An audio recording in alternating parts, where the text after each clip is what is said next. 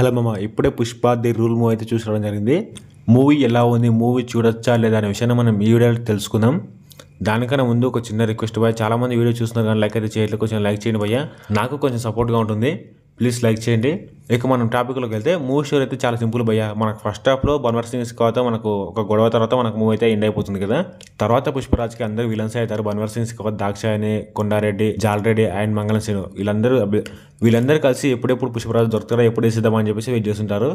అలా అంచెలంచెలుగా ఎదుగుతున్న పుష్పరాజును చూసి వీళ్ళు ఓరలేక ఎప్పుడెప్పుడు వేసేద్దామా అని చెప్పేసి వెయిట్ చేసి మంచి టైం చూసి భారీగా దెబ్బ కొడతారు. దాని నుంచి పుష్పరాజు తేలుకొని మళ్ళీ ఎలా ఎదిగాడు, వాళ్ళని ఎలా ఎదిరించాడు అనేది మనం థియేటర్లో చూడాలి.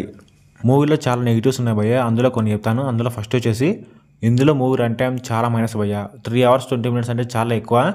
ఇంకోటి చాలా లెంత్గా అనిపిస్తుంది, చాలా బోరింగ్గా అనిపిస్తుంది భయ్య చాలా సీన్స్లలో. సెకండ్ వచ్చేసి మూవీ స్టార్టింగ్లోనే పుష్పరాజు ఒక పెళ్ళికి వెళ్ళి పెద్ద మనిషిలాగా వాళ్ళకి ఆశీర్వాదం ఇచ్చేస్తాడు. ఈ సీన్ గురించి చెప్తుంటే మీకు కొంచెం తేడాగా అనిపించవచ్చు, నాకు అది అనిపించింది. ఫస్ట్ ఆఫ్ ఆల్ ఆ సీన్ అయితే నాకు కొంచెం ఇల్లాజికల్గా అనిపించింది. ఎందుకంటే పార్ట్ 1లో ఉన్న పుష్పరాజ్కి యాటిట్యూడ్ వేరే ఉంటుంది, కానీ ఇందులో నాకు ఈ విధంగా ఉండడం కొంచెం ఇల్లాజికల్గా అనిపించింది. నాకు నచ్చలేదు అది. మీరు ట్రైలర్లో చూసే ఉంటారు, నది మీద గంధపు చెక్క లారీలు వెళ్ళడం. ఆ సీన్ అసలు లాజిక్ లేకుండా ఉంటుంది, కనీసం నమ్మే విధంగా కూడా అనిపించదు. ఇలా చెప్పుకుంటూ పోతే ఇంకా బాగానే ఉన్నాయి, కానీ అన్నీ చెప్తే మళ్ళీ స్పాయిలర్ అవుతుంది కాబట్టి చెప్పట్లేదు. అన్నీ నెగిటివ్ చెప్తున్నాం, మరి పాజిటివ్ ఏం లేవా భయ్యా మీకు డౌట్ వచ్చినచ్చు. ఇంటర్వెల్కి ఒక 20 minutes ముందనుకుంటా భయ్య, అల్లు అర్జున్కి బన్వర్ సింగ్ సిక్కావాత్కి మధ్య ఒక సీన్ ఉంటుంది, అది చాలా బాగుంది భయ్య. మనకు పార్ట్ 1లో ఉంటుంది కదా, దానికి మించి అని చెప్పలేను కానీ మినిమం దానికైతే మ్యాచ్ అయితే చేస్తుంది. ఫస్ట్ హాఫ్లో స్టోరీ అయితే ఎక్కడికి లేదు భయ్య, అక్కడే ఉంటుంది. పుష్పరాజు గురించి గొప్పలు చెప్పడం, డబ్బులు ఇచ్చడం, కొనేయడం, మళ్ళీ ఇదే ఉంటుంది. అది చూసి చిరాకు వచ్చేస్తుంది. మనకి ఇంటర్వెల్ సీన్తోనే మనకు కొంచెం మంచి హైగా వస్తుంది. ఇక మన సెకండ్ హాఫ్లో ఫుల్ మీల్స్ అని చెప్పేసి అనుకుంటాం ఇంటర్వెల్ తర్వాత.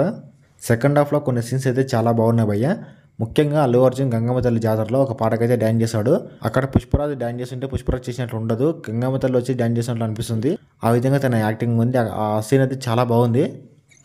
ఇక మధ్యలో వచ్చే కొన్ని సీన్స్ కూడా చాలా బాగున్నాయి. ఇంకా క్లైమాక్స్ అయితే నెక్స్ట్ లెవెల్ అని చెప్పొచ్చు, చాలా బాగుంది క్లైమాక్స్ కూడా.